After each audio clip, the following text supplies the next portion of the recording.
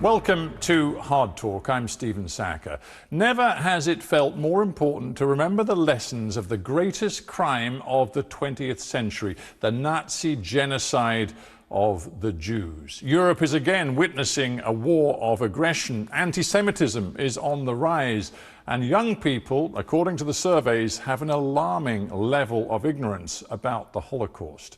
Well, my guest today is Tova Friedman, one of the youngest survivors of the Auschwitz death camp. Now in her 80s, she's written a memoir and is using social media to tell her story. So, is the world ready to listen and learn?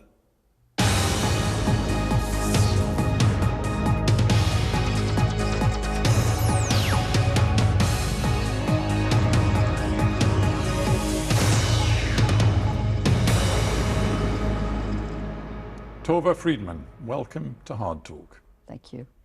It is a great pleasure to have you with me here in this synagogue. I am mindful that it is 77 years since you, as a 6-year-old girl, were finally freed from Auschwitz. Why have you chosen to tell the world your story in the form of a memoir now?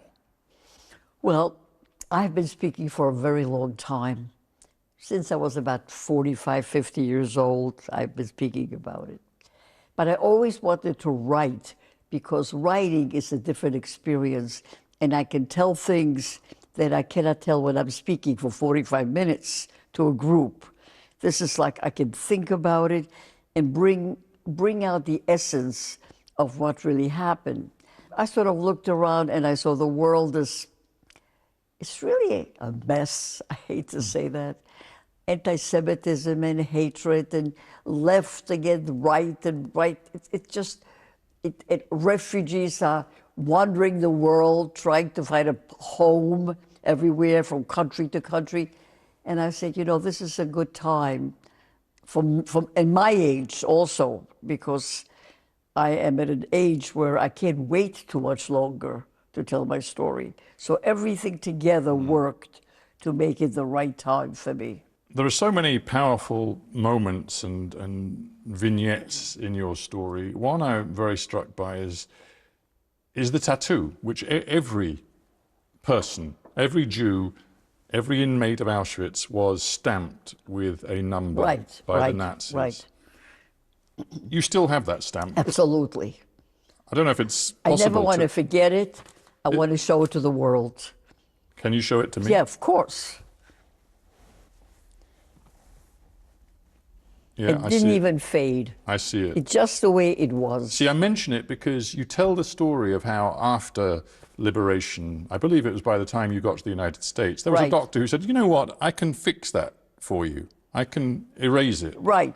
And you refused, and you were actually angry. I was 12, and I remember saying to it was a doctor, a very kind person, who was going to give me a gift. He was going to charge me, and he even said, you know, you'll have such a tiny scar that by the time you grow up, there won't be even any. I said, you know what I said to him? I don't think, if I had it right here, I wouldn't take it off.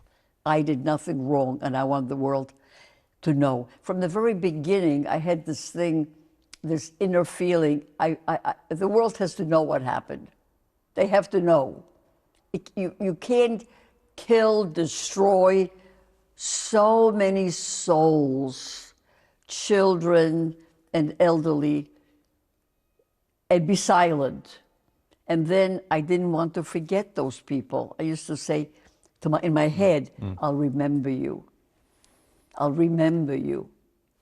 What is extraordinary is that you have pursued this remembrance, even though when you went through the experience of not just Auschwitz, but life in the ghetto in Poland before Auschwitz, you were a tiny child.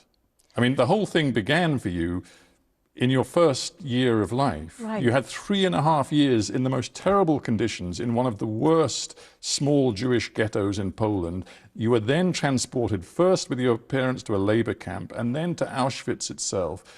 And as I said, you were in Auschwitz at 5 and 6 years old. Right. It must be very hard, in a sense, to remember.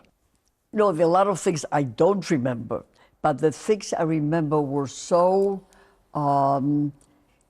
imprinted on my mind, you could not help but remember it.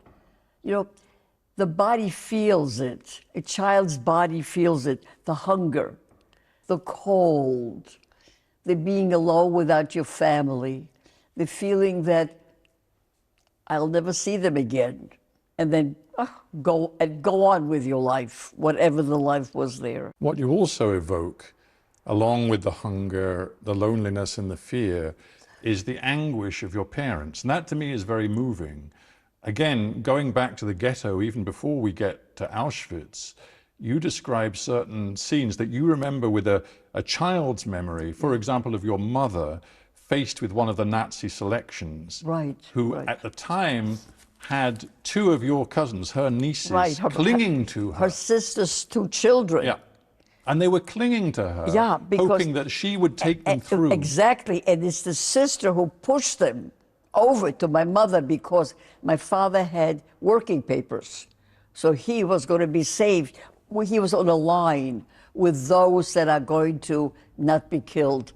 She was on the line to go to her death. Your mother... So she shoved them, and they ran. They got it. They were only 3 or 4. They got it. They understood it. Yeah. And they ran to my mother. Yeah. And she had this decision to make, which she had trouble living for the rest of her life. For the rest of her life. Because she, in that split second, Right. decided that the safest thing to do for herself and her daughter, i.e. you, Exactly. was not to accept the presence of her 2 nieces, Right. not to save them, because she wanted to protect you Exactly. and herself. And she had to live with it. And she had such a terrible time. She cried all the time. And she said, I killed my nieces. I could have had them with me. We could have had a family, because she lost all her brothers and sisters. Not one came back. Not one family member came back. We waited 3 years in Poland. Nobody, not even a distant cousin. Nobody. And she said, oh, those 2 kids, I could have had them. And I said, Mom, this was just a split second. How would you have saved them in Auschwitz? And the truth is that your mother did so much Right. to protect you as best she could through all of the horror of Auschwitz. Right. And one of the ways she did that was by, in essence, training you not to look at those Nazi officers in the eye, not to ever make any gesture that would draw attention to yourself. I love that word, training. I didn't think of it, but it's an excellent word. I kept saying she protected me by telling me the truth. And she was training me so that when I am alone without her, I will know how to behave. Do you know, I never, throughout the entire war, had eye contact with a Nazi. That's how she trained me. I remember seeing them from here down. Oh, and their hands. Always look down. Always looked down, and their hands as they were holding the strap of the dogs. It's the dogs that I remember very well. I've not been able to touch a German Shepherd. And even at the very end, there's another extraordinary twist, because the Germans, as they were rushing to destroy what they could of the evidence and get the last inmates out of Auschwitz, they were going to take everybody on this so-called death march. Exactly. What she did was extraordinary and so clever, because she decided to hide you in the infirmary, which of course most of the Nazi soldiers had already quit, they'd left, but some of the patients were still there, and actually some of them were dead. And some of the Nazis came back. Just look at the madness. They came back. Where did they come to? To the infirmary, to make sure that the dead are really dead. And if they saw a moving person that was incapacitated but alive, they would shoot that person in bed. She put you, in essence, in the bed, covered up with a dead body. Right. When she said to me, don't breathe so that the blanket will be visible, And she taught, I know what she meant. She only had a minute. Yeah. The whole thing was just a minute. But I knew that I was supposed to breathe into the floor. Yeah. And I turned my mouth into the floor so that if I had to breathe, there'd be no sign. So this is the training. This is the self-protection that she taught me throughout the whole year we were together all the time. How to save myself in case I'm alone. You saw the gas chambers, didn't you? Because you That was- actually, yeah, you sure, were of taken, course. again, in one of these things that is really, the only word one can use is miraculous. You were marched with a bunch of Our children children, my whole barrack. to the gas chamber. You were going to be murdered. You were going to be Without a gassed. question. And then, for some reason, which we will never quite know, I don't know, yes. they Yes. decided that that day Yes. they were not going to put the gas into the shower heads. That day, for whatever reason. Yeah. I don't know. I remember the whole incident very well. And I remember them telling us to go back, and I was under the impression that it was the wrong barrack. Something went wrong, and that's what I was under the impression. But maybe it's another reason. How do you make sense of the fact that you survived when we know that something like 1.5 million Jewish children did not? There is no sense. There is no to me, there is no reason. There was luck, really luck. It feels for me so important to talk to you because you can bear witness to arguably the greatest human crimes of the 20th century. You were a witness. You were a child, but you were a witness. You even... I am a witness. You are a witness. I am a witness. There are some people in this world who still claim there were no gas chambers, there were no crematoria. I want to tell you something. Mental institutions are full of people who think they're Christ, they're God. I regard these people as if they are in a mental institution and they took on something. They can say anything they want. I don't talk to them. I don't respond. I ignore them. Your mother, when in January 45, Auschwitz was liberated by Russian soldiers. Yes, yes. Your mother and you spent weeks still there, and then you were in the spring sent back to Poland. We went back, yeah. I think your mother said, as you were leaving Auschwitz, I think she said to you, as you were called then, Tola, not Tova. Tola, yes. Your I name don't at like that that point name. was Tola Grossman. She Yes. said, Tola, remember this place. She also took me around to show me things.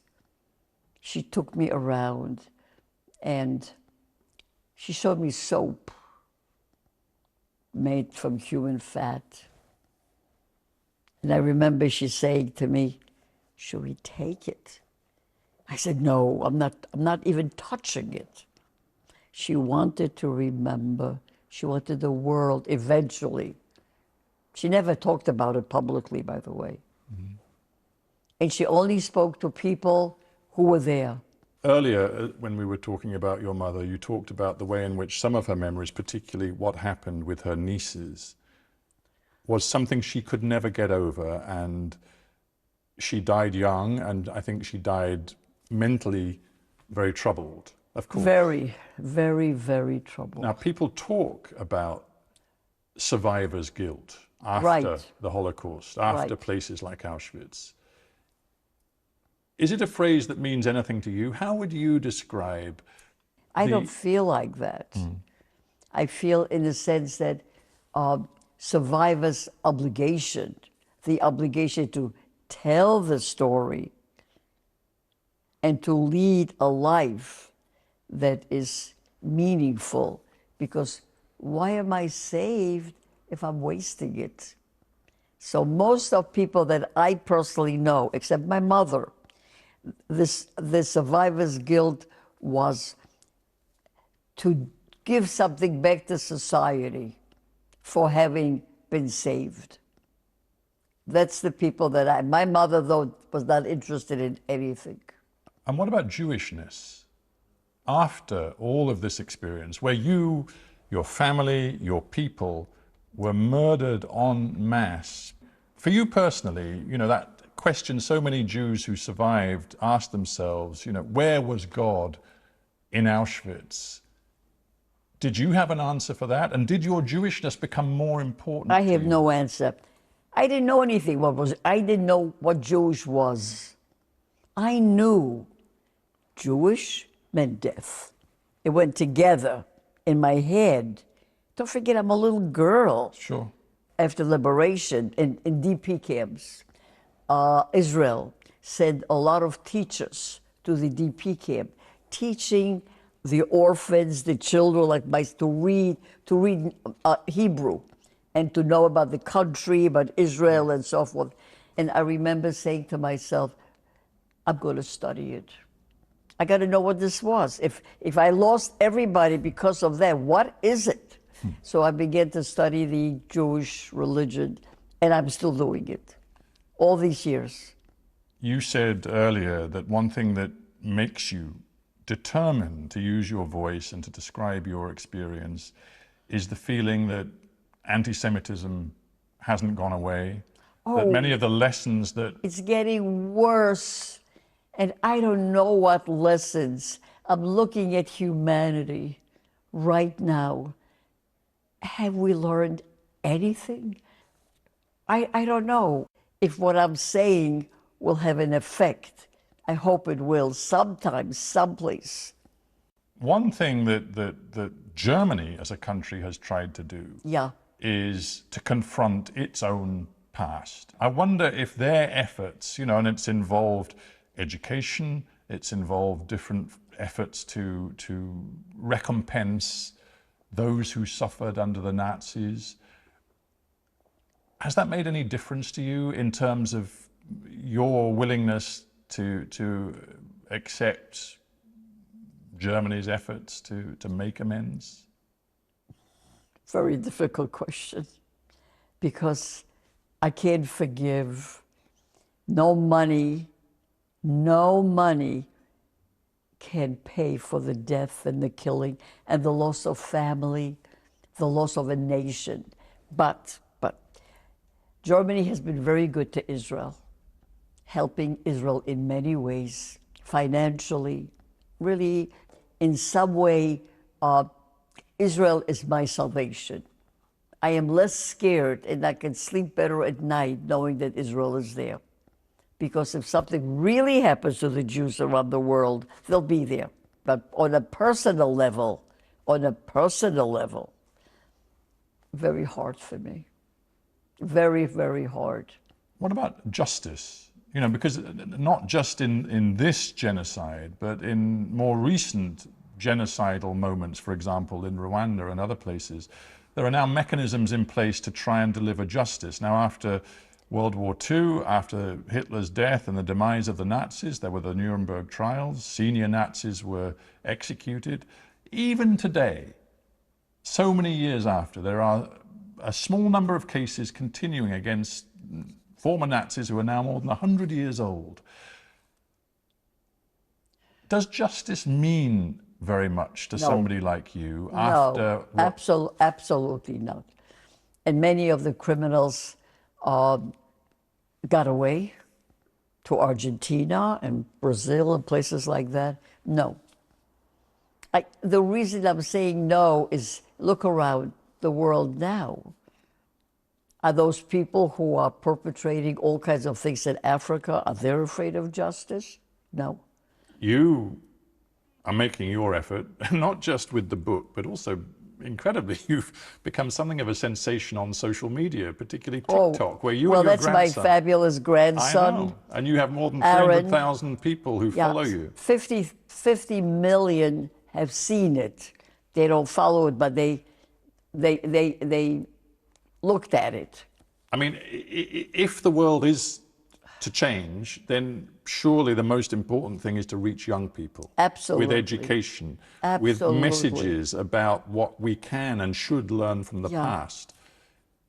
Do you think your story and the way you tell it can and is reaching young people? I really hope so. I speak a lot to young people, and especially now with TikTok and so forth, we get a lot of questions from people who've never heard, young people, 15, 16, 17-year-old people from Albania, don't even, you know, Australia, places like that. They are waking up and they're asking questions. We get sometimes as many as 200 questions a day. That means somebody is listening. The kids are listening. Maybe their generation will be better than the one we have right now. Very, very, very scary. Scary because your story and what we know of Nazism tells us that evil can thrive in human societies. And frankly, in the years since the Nazis, we've seen evil in other forms too. You're right. When you look back at your family's history and your own childhood, what do you think was the root of that evil that you confronted? People have been trying to answer this question. I don't know. Maybe the German people thought that if they get rid of those Jews who were in every walk of life, in arts and music and in politics, everything, that their own life would be better. I'm wondering whether it's in our nature to think that if we get rid of our neighbor, we'll be happier. What did we do? What did my family do to be murdered? They were coming to a synagogue like this. This is an Orthodox synagogue. They came to a synagogue like that. They prayed, they made Sabbath, they ate kosher. I am kosher too. And what is it exactly that we did to deserve to be annihilated? I have no answer. If you do, please. I don't, but I am fascinated to end our conversation with this question for you. As you sit here with me in this synagogue, and as we reflect on everything that happened to you and your family, and the fact that 77 years on, you are so full of life and passion and commitment and a determination to do better, can you say that you feel optimistic about the human condition or not? Depends on the day. Some days I feel great when I read such wonderful things during COVID, what people did for each other, how they helped each other and so forth. And then I turn the channel and somebody's killed somebody else and so forth and so on. But I'll tell you what, without hope, it'd be hard to wake up in the morning. So yes, I have hope. I do. I have hope. From the faces of the children when I speak to them, yes, I do. Because otherwise, nothing would be worth anything. And life is worth it. And I love it. I can't think of a better way to end. Tova Friedman, it has been a pleasure to have you on HARDtalk. Thank you very much. Thank you.